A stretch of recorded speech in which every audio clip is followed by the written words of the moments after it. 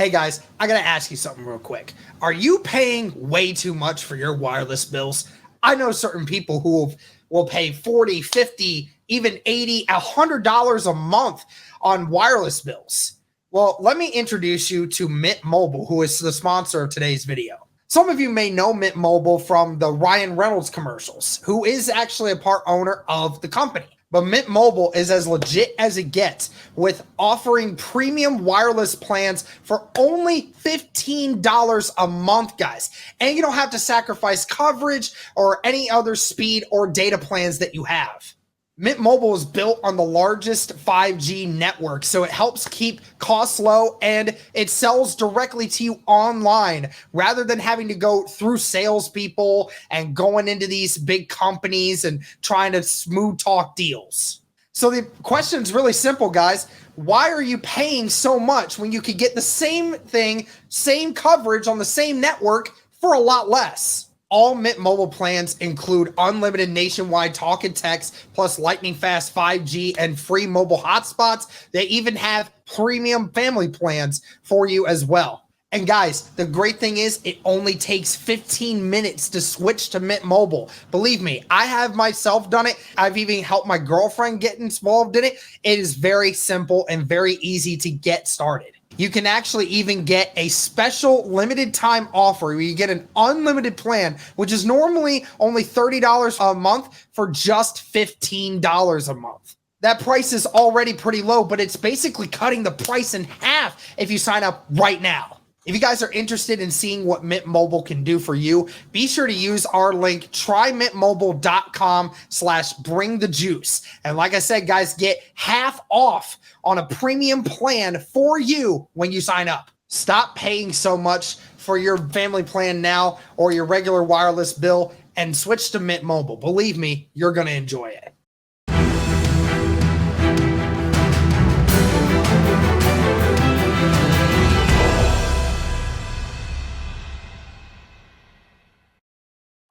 What's going on, Colts Nation? Welcome back to another episode of Bring the Juice. So today's episode, guys, I wanted to discuss some players who I believe will be taking big leaps in 2023. Now, a little bit of an idea of kind of how I'm going to formulate this list based off of who's kind of eligible for this. I'm thinking more guys, second to third year guys who I believe will take big leaps. I do have one exception to that, a guy who was on the practice squad last year, but is in his mid-20s, so I feel like he's a guy that is well-deserving to be on this list as well. But with that being said, let's get into it. And I have, in total, 4 guys on the offense, 4 guys on the defense, and so I wanted to kind of talk about each of them, kind of give a little bit of an explanation into why I believe they deserve to be on this list.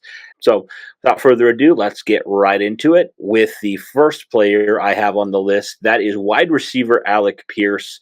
And, really coming into the year, he came into a situation where it was tough. It was very tough. It was a weird thing with the offense, a lot of crap that happened last year, and just wasn't a very favorable situation for the second-year wideout. And, I felt like all in all, he had some moments where he really shined and showed through. But all in all, it was a very up and down season for Pierce, as it was with the Indianapolis offense as well, especially in the passing game, no question about it. So now entering year number 2, working with Anthony Richardson, who's become one of his, favorite targets Alec Pierce has. I think it's going to be a really, really good receiver duo there, quarterback receiver duo between Pierce and Richardson, because, I have 3 reasons why I say that. Number 1, Anthony Richardson, with what he's able to do with his arm, with pushing the ball down the field, all of that stuff. Number 2, Shane Steichen's offense, which has been predicated on, and in the last couple of years you even see it, his quarterbacks have been top 10 when it comes to pushing the ball down the field, 20 plus yards down the field. And then number 3, Alec Pierce was your best receiver last year at that same stat. He was the best receiver at the 20 plus yard plays down the field. And so I just think for those three reasons, it's going to be a really good marriage here, and it's really going to work well for Alec Pierce in year number 2, year number 1 in Shane Steichen's offense. Oh, not to mention, by the way, he's actually going to have a legitimate offense this year to scheme him up and get him involved in all that stuff. So that's the first guy on my list. Alec Pierce, no question in my mind. He's going to be a guy that's going to take a big leap here in year number 2. Here's another guy that we really haven't seen at all just because of the nature of the injury, but I feel like it would almost be criminal to not have him be on this list, and that's Jelani Woods, just because of, number one, what he was able to do last year, similar to Alec Pierce. What he was able to do despite the offense being in shambles as much as it was, and the big plays he was able to make every time he touched the ball, good things typically happened. And so Jelani Woods is the guy that he definitely deserves when he gets back out there, and he needs to get out there soon to build that chemistry with Anthony Richardson. But when he does, he's going to be a guy that I think is going to just take that next natural step. And, hopefully the Colts feature him a lot more, put him in more, favorable situations where he has the opportunity to use his skill set, things like the red zone, down the field, all that stuff. Definitely think he's in for a big year if he is healthy. And that's a big thing right now with him. He hasn't been healthy so far through the spring and through training camp. So Jelani Woods, definitely a name to watch. Another tight end here, Kylen Granson, been about the only healthy tight end so far that the Colts have had on their roster. And it's been out there practicing, and that's been a big thing for him, is just he's been out there building chemistry with Anthony Richardson, and I think they have some pretty good chemistry from what I've seen so far and from what I've heard so far. So I think he's definitely a guy that deserves consideration here, and I'll be interested to see kind of what that looks like in terms of how he's utilized, especially with, how stacked the tight end room is right now, all the different guys in there that are going to be, looking for reps. So he's a guy that's been consistent and out there, and him and Richardson have had, chances really to develop that chemistry. So I think he's a guy that's really underrated. He hasn't been used a lot his first couple of years. So I think having a year where he's actually more of a featured guy in this offense is going to go a long way for him taking a bigger leap in terms of the volume he's going to get. So I think he's definitely a guy, Kylen Granson, that I would throw on this list as well. And then the final guy I would definitely throw on this list is Bernhard Raimann, the left tackle. For obvious reasons, we've talked about it before. Last year got thrown into the fire. It feels like a lot of these rookies did last year, kind of got thrown into the fire a little bit. And I thought, for the most part, held his own pretty well and did his job to the best of his ability. And so I definitely think he's a guy that now has added 10 to 15 pounds of muscle. He's going to naturally progress as he gets more comfortable in the position. He has the athleticism. Now he's added some strength. His base and his core, at least from week 1, definitely look better than they were last year. So he's continuing to get better. But I think, based off of how he kind of ended the season and going into this year, adding that weight and adding that core strength, I think all those things are going to contribute to a bigger leap here in year number 2 for Raimann.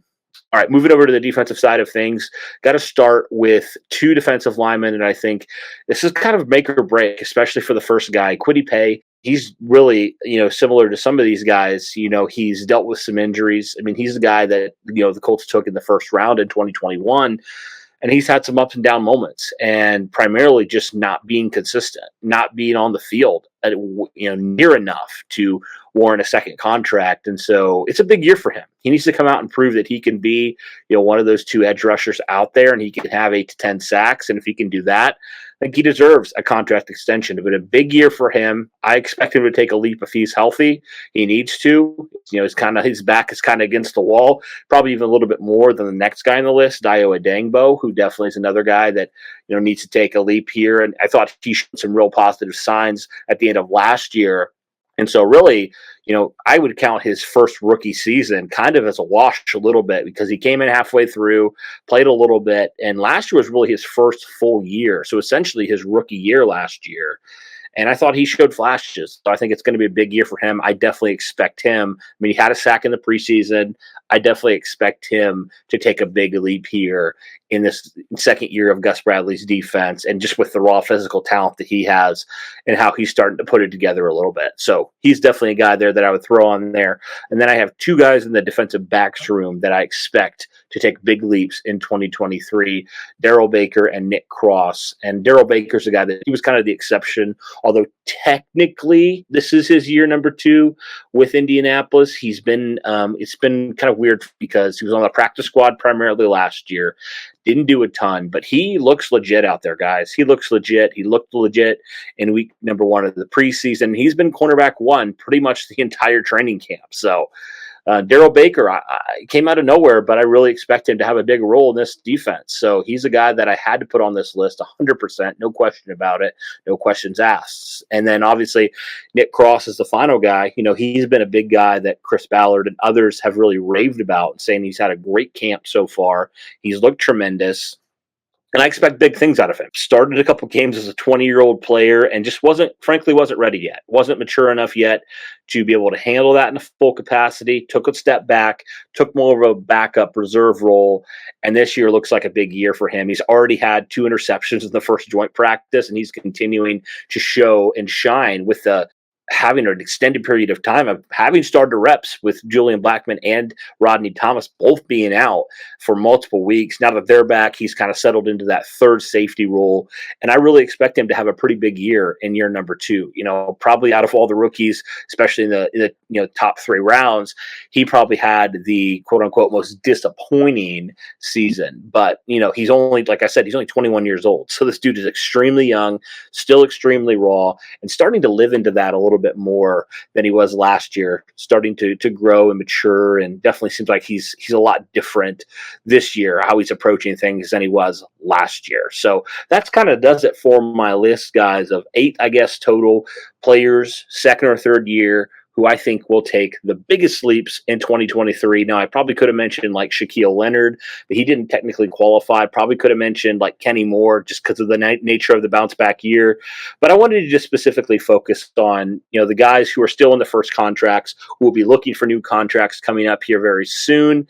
And just wanted to present those to you guys here. Let me know your thoughts overall on the second or third year guys that you think will take the biggest leaps. And are there other players maybe that I didn't include? I know there was a few 2022, 2021 draft guys that I did not include in this list. So let me know your thoughts in the comments below. But that will do it for this one, guys. Thank you so much for tuning in. Really appreciate it. If you're new here, be sure to hit the like button, subscribe, all that good stuff, so you are up to date with what we're doing when we drop new content like this. For whatever reason, it feels like the algorithm has been really weird and it has not been doing us any favors recently. So there's the notification bell. Be sure to turn that on so you are aware when we drop new stuff like this. But other than that, guys, thank you so much. Have a good one. And as always, go Colts.